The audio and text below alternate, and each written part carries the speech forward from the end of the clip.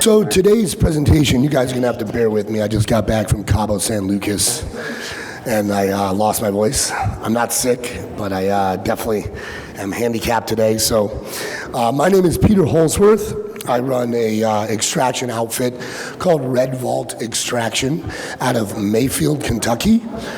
We manufacture CBD isolate in a very specialized way on very large institutional volumes, about 9,000 kilos per month out of our machine. And so we're mainly providing white labelers our product as a natural wholesale ingredient to manufacture a variety of products.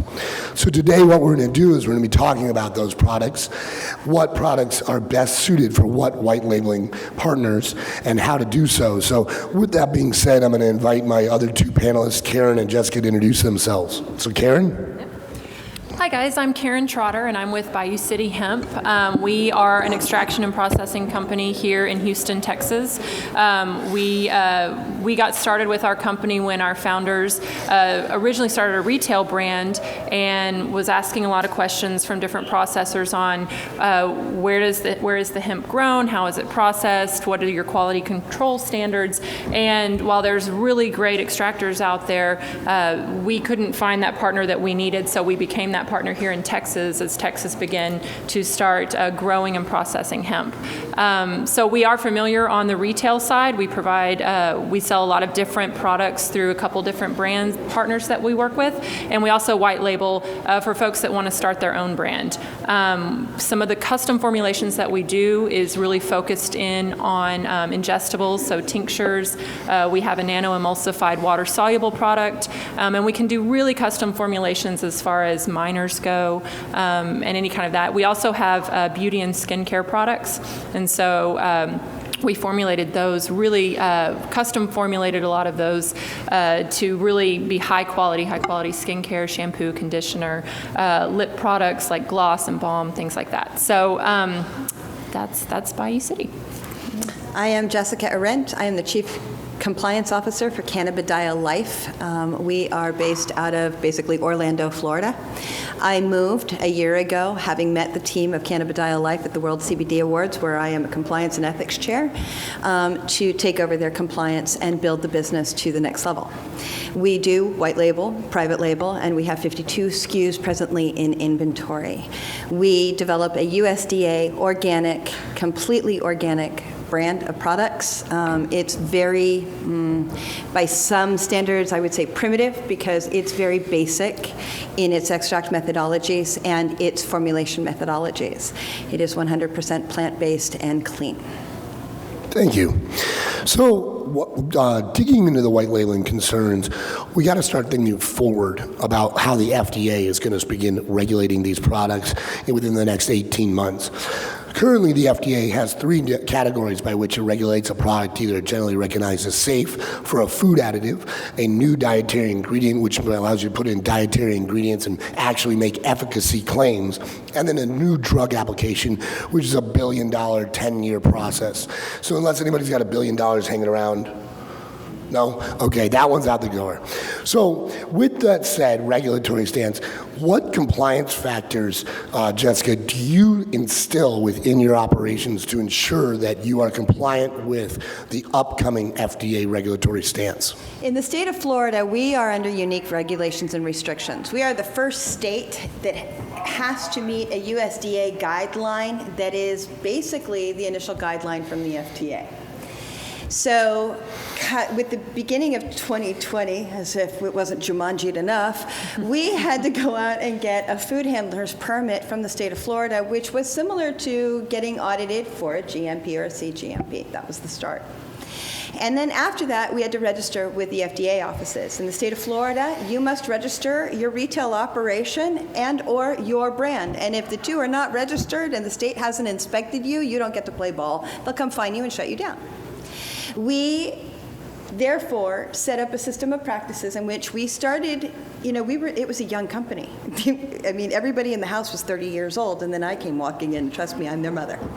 And so I walked in the door and I went, okay, we have to write all the things you do down. That's called an SOP. And then we need an organizational chart. We need that too, because when the FDA comes knocking at the front door, they're going to want to see all of this. They want to know how we do it. So we implemented everything start to finish. When I walked through the front door, we didn't really have a clean room, and we didn't really have specified spaces for this is where we wash our hands, this is where we put on our coats, this is where we wipe our feet. Now, we had to implement that in the house. So I now have safe rooms and clean lockers and storage facilities. We have SOPs written for tracing lots and batch. Hello, we almost had to do a recall for too much lead last month. Let me tell you, what a nightmare. So these are all the things that factor in that we now are becoming mandated to. And in the state of Florida, if you haven't seen it, go look it up. You can find it on the USDA, FDA log websites for those requirements and regulations, because that's a good picture for what's coming. Thank you. And so you mentioned a very important factor there, and that is really the standard operating procedures by which you implement. There's several software systems out there that allow for you to automate, regulate, audit those processes by which you've implemented. Karen, could you tell us a little bit more about some of the processes that you guys have implemented to make sure that you obtain these regulatory factors and stay adherent to them? Yep, absolutely. So it was very important for us out the get-go to be CGMP certified, and we're working on a lot of different certifications. We're kosher certified and almost got our organic certification.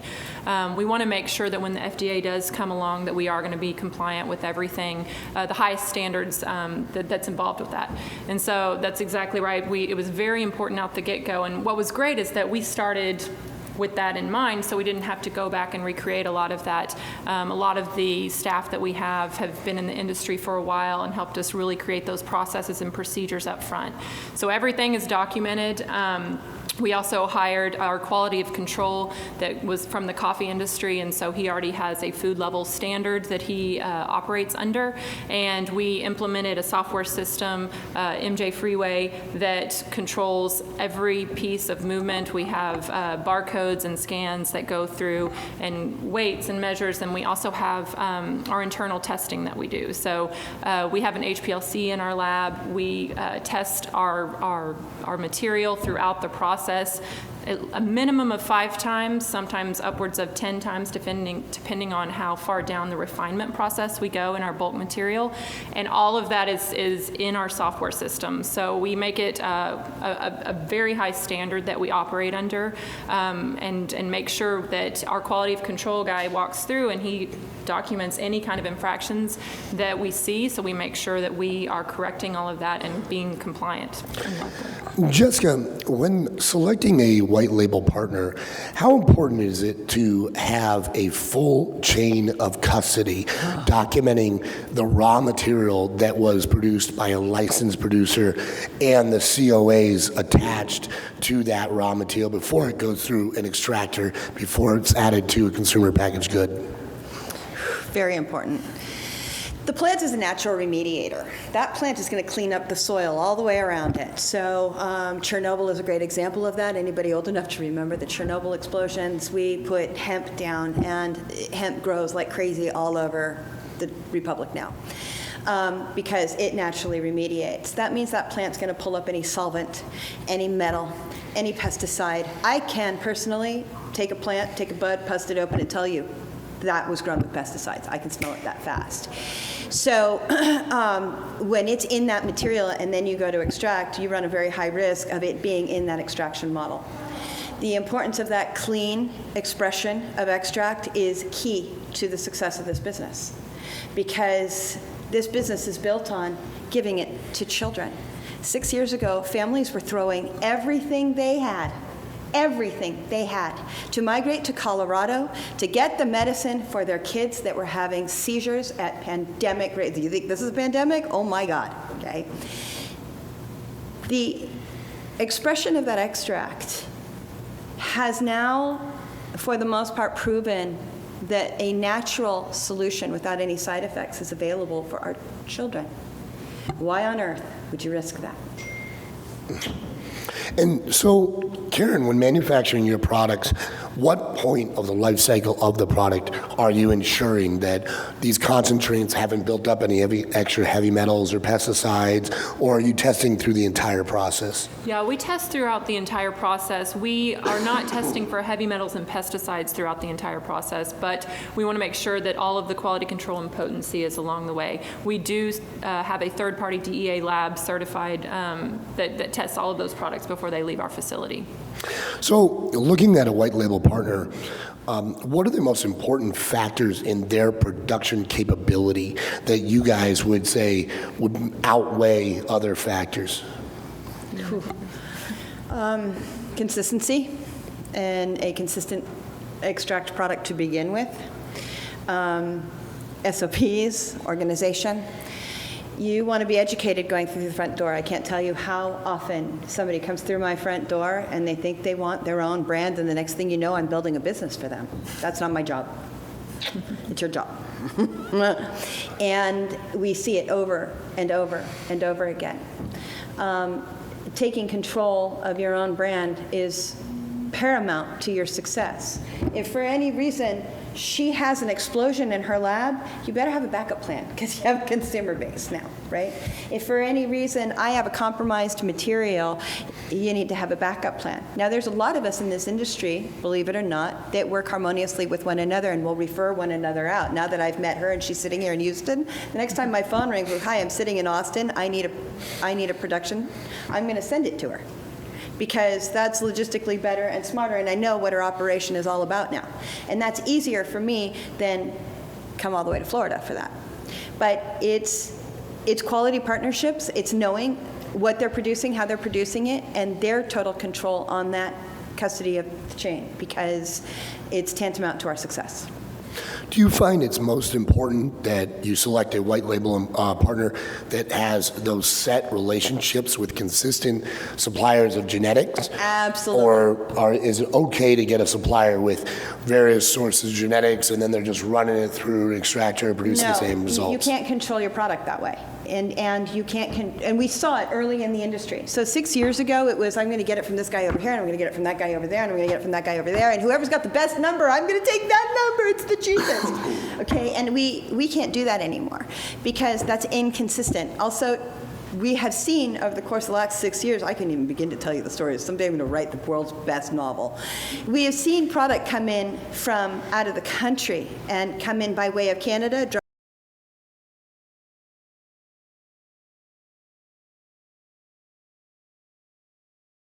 to what it is. Then we go and test it and we're like, oh my God, it's full of metals or solvents or something dirty. And we see that consistently in this space. I'm sure she could tell you the same horror stories. Yeah. You know, 5 years ago, here's the best frame of reference. 5 years ago, a kilo of isolate was anywhere between $75,000 and $80,000 a kilo. And today I can run out and get that for $500. I'm up against competitors coming out of other countries, but that isolate is not the same, because that isolate coming from another country has kind of this yellow tinge and is kind of clumpy by comparison to this really super clean, super white, crystally, cocaine-looking stuff over here, which is what you really want. So your supplier must be consistent, because if your supplier is not consistent, he puts you at risk. You don't know where it came from, you don't know what you're working with, and at the end of the day, you're asking somebody to put that in their child's mouth or their dog's mouth.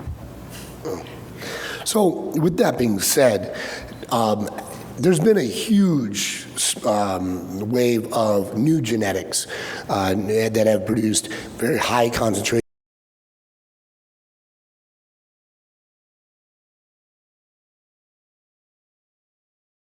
growth in the demand for products to be white labeled with these specific genetics, and if so, where are those markets going? Right, yeah, so we actually, that's been a big thing for us right now on the tincture side and the water soluble side, is thinking through some of those minors. And you know, it's really interesting because a lot of that's going to be driven by the material that you have, and so it all starts with the plant material that you have and the genetics that those are grown in. So it's not always, now we have material in our facility that do have, they're very minor rich, and we have chromatography where we can isolate and really take those minors and try to concentrate that and make a custom formula for our clients. But it's not always easy to, if they want a specific thing, we don't always have that in their facility. And that's why it's so important to partner with other extractors and processors, because, and know those supply chains, and so that we know that if we have a client that wants a specific material that we don't have, we know we have partners in the industry that have the same standards we have. I think the collaboration is absolutely crucial to success in this industry. And I think the transparency and being able to say, you know, here's what I've got in my facility, and here's the partner that I'm working, you know, so we can all work together. And I think that that's what I've seen a lot in the industry, is that everybody is we can do that, and I'm fine if you want to go source it somewhere else, but who is we? And so down the value chain, just making sure that you're comfortable, and as you're white labeling products, you should ask the questions of where is your CBD processed, how is it processed, and make sure that those standards that you want in your product match that, all the way down to where it was grown and the type of genetics that it was grown. Jessica, where do you see the future of these markets going? Do you think CBG, CBN are going to one day have the notoriety of CBD and have the efficacy and be on our shelves in Target? So we are locked into one molecule, CBD, the cannabidiol molecule, but you've got more than 113 that we're working with right now that include terpenes, terpenoids, flavonoids, okay, it's the entourage effect, and 400 more that have been identified. And with each one of these, we'll get new studies, we'll make new discoveries, if you will, we'll figure out how they work together and how they work independently. Every single one of these molecules has a value. We produce CBN products. They are specific for sleep. I'll tell you what, 5 milligrams, and I'm like, okay. 12 hours later, they're like, is Jess showing up at the office? Seriously. But it's hard to produce. It takes a lot of volume to produce that little teeny tiny minor. And she's right. If I run out, I better be able to pick up the phone and call somebody. You want to be able to make sure, by the way, as a side note, that you can go through the front door and walk in the front door and see what they're doing, okay? If you can't go through that front door, that's a broker, run. But yes, we're seeing, I'm really trying hard to stay away from my opinion, but in 1937, hemp was outlawed and became prohibited, and we ran full force into pharmaceutical medicine. And 80 years later, Big Pharma and her big fat vaccine, and cannabis has been on the rise now for more than 10 years in medical studies. They didn't take it away from us 80 years ago for no reason, and they're not fighting us now for no reason. Every single one of these molecules will do something for us, and I think that we should not discount one over the other, but embrace what's coming. Good point. So with that being said, what new products are you guys discovering in demand from your clients that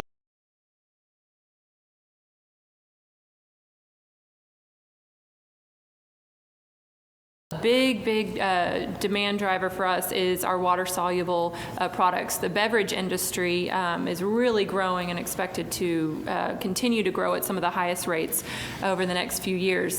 So we have nano-emulsions that we do, proprietary technology that we break down those oil molecules into really, really tiny molecules so that they can easier get into your blood barrier and your bloodstream. So just like she was talking about the 5 milligrams, so a lot of our products have 5 milligrams suggested per serving, which a lot of folks look at us and say like, that's kind of small. I really want a lot more. And I'm like, try this. See how it makes you feel. You can always take another pump out of it. But it's really impressive how when CBD is in that form, it doesn't have to go through your digestive system. When you take it, it goes right into your bloodstream. You just feel those effects. So for us, that's been a really big product that we're having a lot of success with our clients in creating custom products that go in different type of beverages. So we're working on things like protein powders, super greens, all kinds of weight loss stuff. We're working on basic topicals, bath products, skincare products, because those are great absorption products. We're seeing a lot of requests now for patches. We see nebulizers. So incredible creatives in some of these products that are coming to market. I laugh because then I obviously go to the Brookstones of the world that go, listen, here's your CBD pillow, and do you want to buy that mattress? And I'm like, how's that going to get through the sheets and the mattress pad and absorb that? That doesn't make any sense. Those of us in the industry are like, you want what? But we are definitely seeing a path to great originality and ideas and concept in getting it into our system. One of my favorites right now is cosmetics. I am a naturalist. I won't even take an aspirin, okay? If I have a migraine, I'm crawling into a dark room and taking CBD. I don't use cosmetics that aren't mineral-based.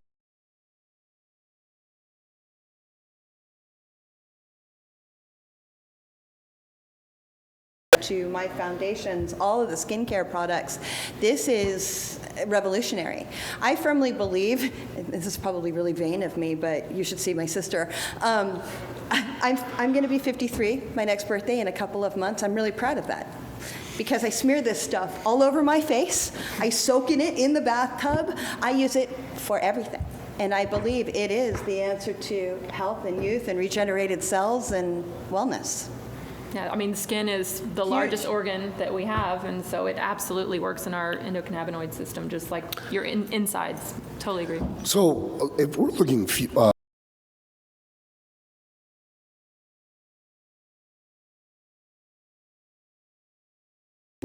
what steps can a potential white labeler out there today ensure when selecting a white label partner that they are going to be A, compliant, and B, be able to make it onto the shelves of Target? Okay, well, I don't know if you want to be on the shelf of Target because it's expensive, but okay. Keep in mind the retailer. For those of you who dream of going onto a retail shelf, here's an inside peek. That retailer needs a 90-day term. That retailer has 400 stores and asks you for 12 products per store. You do the math on what you're putting out in credit, and pray to God he's going to pay the bill. True. So, I'm sorry, totally sidetracked. The question was? What steps can they take to ensure? FDA compliant. Okay, so when you go through the door, you want to see things like, are they registered?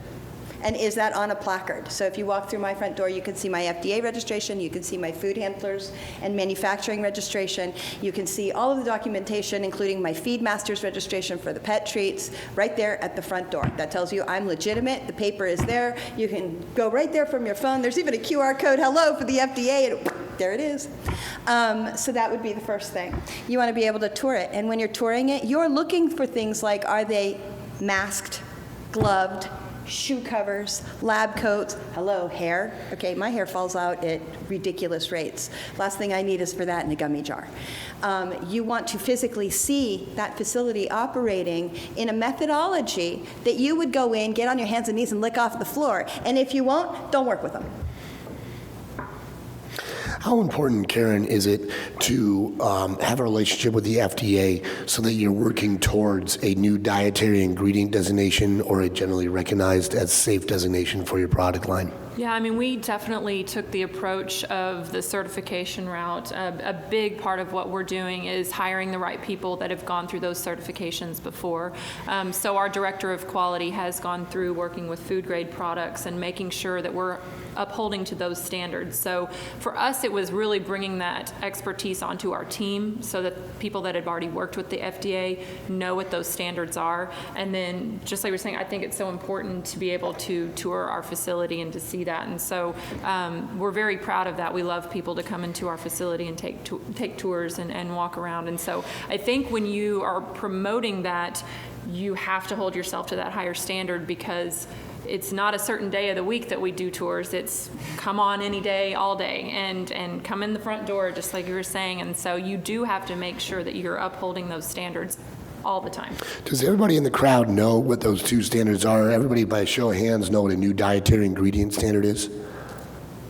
So when the FDA measures a additive to a nutritional fact, it takes about a year's worth of legal work, and it costs about $150,000 to send your product back and forth through the FDA, through your attorney. Once that's completed, you get a new dietary ingredient additive, meaning that this dietary ingredient that you're putting in, whatever food product it is, actually does what it says it will do. So when the FDA comes to regulate this industry and people are putting CBD and says it'll make you go to sleep, unless you have gone through that process and obtained that designation with the FDA, they're going to take your product off the shelves, and you will not be going back on the shelves. Same thing with the generally recognized as safe, GRAS, generally recognized as safe, and this product is now safe for human consumption or pet consumption. And those are two very important designations that the FDA will be regulating the market with here within the next 18 months. So please be aware of that. Can I add to that? Go ahead. One of the things that we have to do in Florida, added to that is, if I take a product, let's say I take a finished product and I'm going to use lollipops, okay? And I want to roll those lollipops in isolate. I'm just making this up. I would never do this. But I want to roll those lollipops in isolate. I buy those lollipops from, let's say, Albanese, the candy maker company that makes all the gummies. I have to have a certificate of analysis in the state of Florida for that lollipop and every single ingredient in that lollipop. Then I have to put that certificate of analysis with a certificate of analysis with my own product to create that third certificate of analysis of that final product. I have to be able to trace every single one of these. Because again, if Mrs. So-and-so's kid choked on it and she wants to blame the product, or I have to do a recall, I have to be able to trace and figure out where the occurrence happened, because that's when attorneys get involved and it gets expensive. That's true. So let's turn the question over to scalability. We're seeing CBD demand in tinctures, in topicals, and pain relief explode globally. When you're selecting a white label partner, what kind of audits do you want to perform to make sure that they can scale with you? On your On your product. So if I'm producing a pain relief product and I'm now going in from 100 stores to 400 stores to 800 stores, what guarantees do I want to look for from my white label partner that they're going to be able to scale with the demand of my product? Yeah, I mean, I think that there's a couple different pieces to that, because we will create a lot of the end products in our facility, but a lot we will partner with folks that are experts in making cosmetics or some of the other topicals. So you need to ask the questions of, how reliable are those partners? Can those partners make and scale? And then how you're going to do that. So for us, we built our facility largely focused on the CBD ingredient. So when we take folks through, we talk about the scalability of how much more we can produce in our facility. And a lot of those are very easily scalable, but it's a kind of a specific question on each type of product that I think you need to be asking about. Okay. And how specific is that to geography? You said you're in Florida. There's obviously a huge population in Florida. Do you service the country? Do you service the entire country, the entire world? How specific is it to geography? For us, not very. We are global. So we are producing right now for a team in Brazil, we're producing for a team in Peru, we're producing for a team in the UK, and then here in the United States. That's all based on relationships and trust, and people have walked through the front door and went, I want to work with you for whatever reason.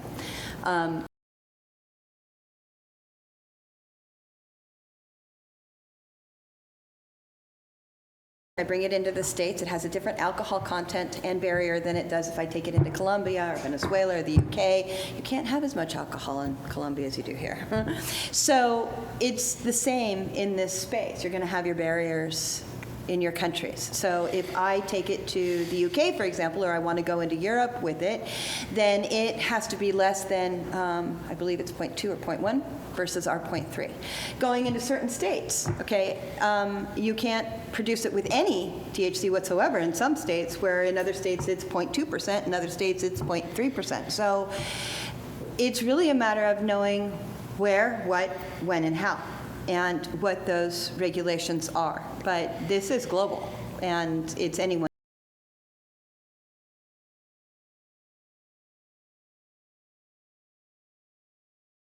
8.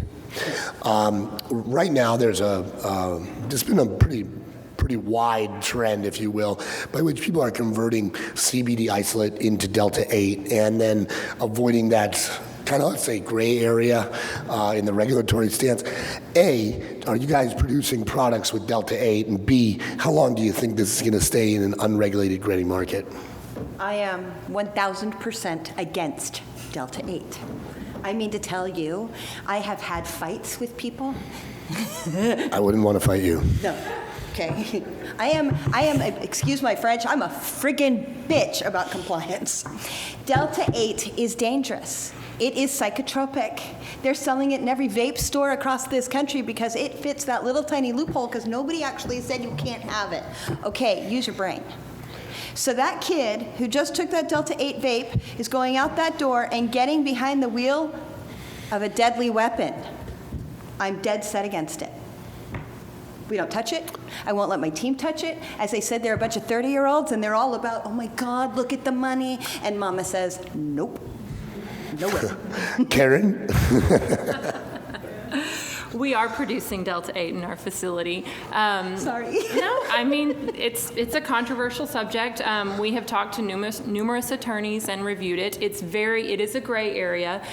We do take pride that we want to make sure we're following the letter of the law, and according to a lot of the attorneys' interpretations that we work with, it is legal. Now, we're always going to follow that law, and Delta 8 also, I think, it's also very scary because a lot of folks are following the demand on that and are not properly testing and making sure all of the conversion is happening. And so in our facility, we do produce it, but it is to a very high standard, and we make sure that we are following the letter of the law to that, and we will not produce it if it is inherently illegal to do. So I'm going to put myself in the shoes of one of these white labelers out here or one of these product brands out here.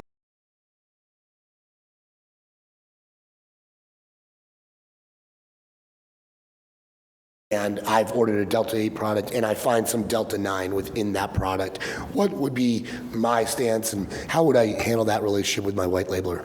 I mean, that's actually a really, it's a common occurrence right now. A lot of the labs, it's really hard to distinguish between the Delta 8 and the Delta 9. You are seeing a lot of folks when they have the same exact product tested by different labs, they're seeing that Delta 9 crossover. So that's why it's also so important for us to make sure that conversion is almost fully converted, because when that happens, it's rare for us to actually see that in those labs, but it is a very common occurrence, and everyone should be getting their own third-party testing to make sure, and be talking to your supplier when you get those issues and walking through those. So here's the risk, though. Your supplier sent it over the state line to you, and it tested hot, which is too much THC. You cannot mail it back. That's called trafficking. So it is a risk. And you definitely want to make sure that your supplier on that Delta 8 is following, as she said, every protocol, because she's going to have to get her attorneys involved at the point in time that you call and say, this tested badly, and you go back to the supplier and say, okay, now what do I do? First thing she's going to do is pick up the phone and call legal. What are we going to do? Do we refund it? Do they keep it? It cost us money, a fortune. It's a fortune. And now it's sitting over state lines, and we can't bring it back. These are the risks involved, and these are still the hiccups and the bumps. Keep in mind, we're still making history. But let's be honest. I mean, two different laboratories could be producing the COA with various results based on the calculations or of their equipment, right? And so we run our CBD isolate that we produce at various labs, and oftentimes we'll get different reports back on the CBD content and cannabinoid content. How do you avoid, as a white labeler, being caught in the middle of that predicament? We use a consistent supplier that we have worked with now for the last 4 years. We've not run into that because we stick to our supply. Also, I'm an OG in this industry, so I've kind of been through the gamut of who's who and what's what and seen it all. I'll be honest and tell you that I started in this industry when one of the biggest manufacturers, and that manufacturer is now under federal indictment for contaminating soil, blocking up wells. I mean, the list is long. And it was an incredible lesson in what was needed in this industry from go. I mean, it was really this incredible wake-up call. I lasted 89 days and went, yeah, you guys do this all wrong. I got to go. For us, that do this for the purpose of the end result. My dog is on 8 drops a day, milligrams a day. And the performance of my dog is everything. So for me, it's got to be safe. Safety is everything. Safety takes us to legitimacy. And so that tracking and that trace, that legitimacy is everything. If you don't have the money to fly to Houston because you came from Timbuktu to walk through the front door, then you don't have the money to play the game. Because that should be your number one priority, making sure that your partner is everything that they say they are. And the only way you're ever going to see that is 2 eyes on. Because the internet, I'll tell you what, my husband was not that French male model on the side of the bus. Let's hope not. Karen, what have been some of the challenges when working with new brands in their education process of how it's supposed to be, what their time frames of fulfillment should be expected by, when they should be receiving their product, and how they should distribute? Yeah, I mean, I think that we're, just because we have, I think in Texas specifically, there's a lot of companies that are starting out and that need that help. And we're actually very happy to collaborate with them. I think we're on a much smaller scale. That's easier for us. I know you were saying we're not doing your business plan for them, and you shouldn't. But we are trying to, for those folks that are just getting into the industry, kind of telling them some of the pitfalls that we've had and some of the questions to think about. And so we invite them into our facility, especially if we're doing any kind of custom formulas for them. Talk through, kind of tell us what your plan is so we can help make sure that we can be that supplier that you need. Now, we don't want to stray and we're not going to be everyone to everybody, so we make sure that we stay in our lane, but we want to set expectations up correctly and make sure that the people that we're working with are asking the right questions as they're setting up their businesses. Fantastic. So we had about 15 minutes left. I wanted to really ask the audience if you guys have any specific questions of these two white labelers up here and what products you guys are looking at getting involved in. So does anybody have any questions involved here? No. You guys are not an inquisitive crowd. All right, well, I'll keep going then. So what product lines do you guys feel are going to be the boom or bust going into 2021? Pillowcases and mattresses, don't buy those. Oh, that's the bust side. The neoprene surf suits, no, not those either. I think I go back to, you're always good on the topicals. It's your largest organ, and that's the one you want to take care of on the front side of things. Your tincture model's never going to go away, despite the pros and cons to that. The nano is brilliant. I am a huge supporter of the nanotechnology because the truth is the sublingual dropper doesn't exactly make sense to me. That gland and that oil, the viscosity isn't, We believe that the point of efficacy or the point of bioavailability happens within that 7 to 10 minutes that it hits the small intestine, and that's really where you're going to start getting it. So, I think the nano model is huge and big. Nano is brilliant for cosmetics and bioavailability and absorption. It's brilliant for bloodstream, et cetera. We don't do a lot in that space because we really focus on, I call it a witch's oil. Our oil is really a basic, pure, clean, old school concept, and we put very little additives into that. Now you go down the road to her facility and maybe you get a hair product, which by the way I'm super interested in, but maybe you get a hair product and that hair product has those values, obviously, and working values. I see skincare, women's products, our menstruation products, the facial serums, all the things for the women, because we're all about fix it.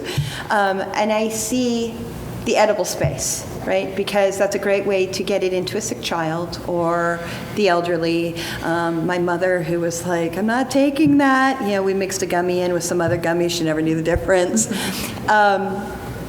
Those models, those products. The beverage market, absolutely. Beverages and alcohol, I'm going to say probably not so much, because that's a lot of testing and understanding in the chemistries between the two products.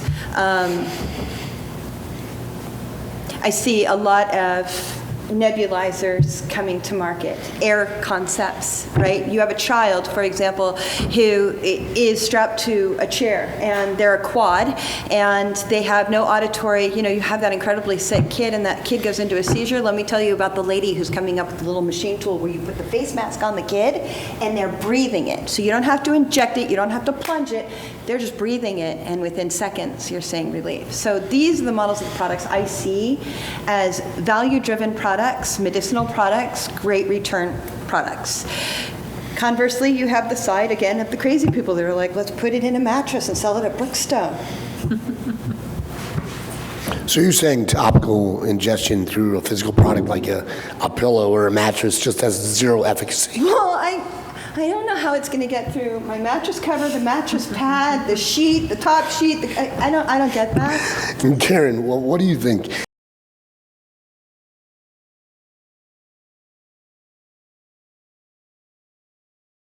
Couple times, but we're really seeing that in the beverage world, and really the efficacy of that nanotechnology, and not just in water-soluble products, but in other ingredients. There's been some research done that shows, like, if you take a tincture sublingually, that everybody is going to take that tincture differently, and different amounts are going to make its way into our system.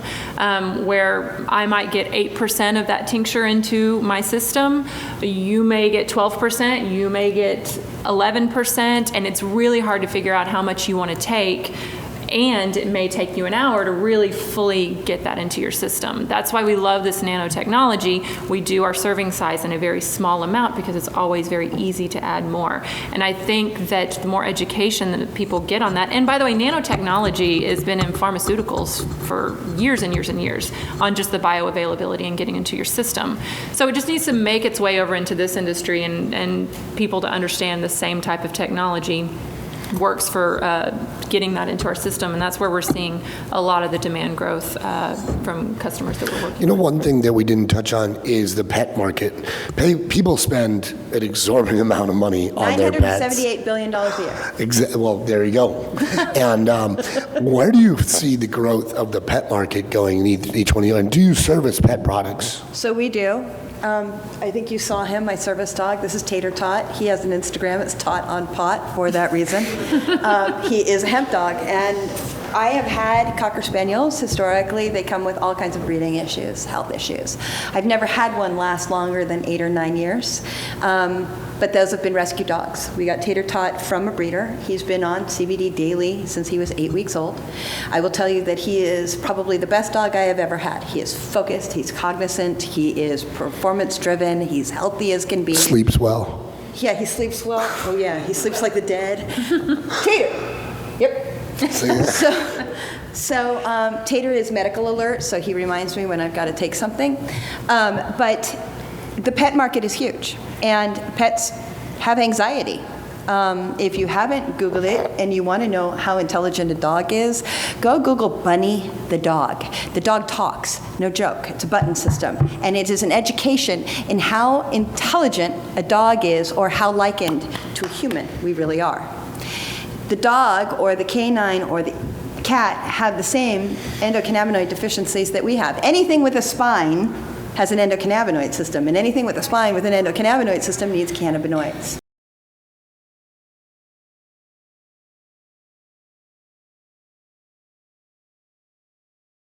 I've seen it in my own experience. I believe that it works because I can't make the claim for FDA, but it's definitely a huge industry. Sir, you said you had a question here. If you wouldn't mind just waiting for the mic, this gentleman's going to bring you it too.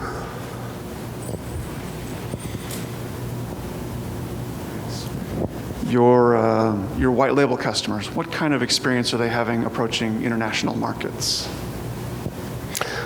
That's where we got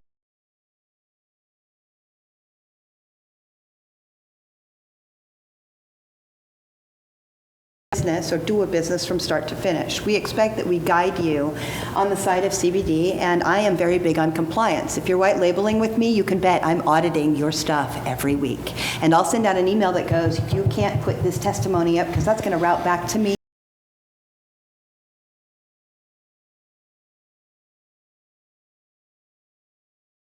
in the white space. We want to make sure they're doing it right. It reflects on us. I'll actually secondary that. Last year, I represented a Fortune 500 law firm where we represented 17 of the Fortune 50. As a director of cannabis compliance there, it was my job to understand the international logistical market. Many of the logistical markets that you're going into, especially in Europe, are going to be very, very tight upon any THC content. So the best recommendation I could provide to you is to not have, zero THC content, because if it's in there, they're going to test it at the customs department, and each time, and you don't want to have your product locked up in customs. It takes 6 months, a year to get back, depending on which country you're shipping it to, and that's going to cost you time and money. So the attorney that you're using, as well as the raw ingredient COAs that you're using, attaching it to the product when sending it internationally, is quite important. Some countries won't allow pet products at all. You can't ship pet products into Canada, as an example. UK demands a Novelty Foods Act goes into effect the 1st of January, which means that you'll have to register with their version of the FDA in order to get that product in, and then they're going to track it very carefully. Mm-hmm. Best way to get in anything in the UK is still an isolate product.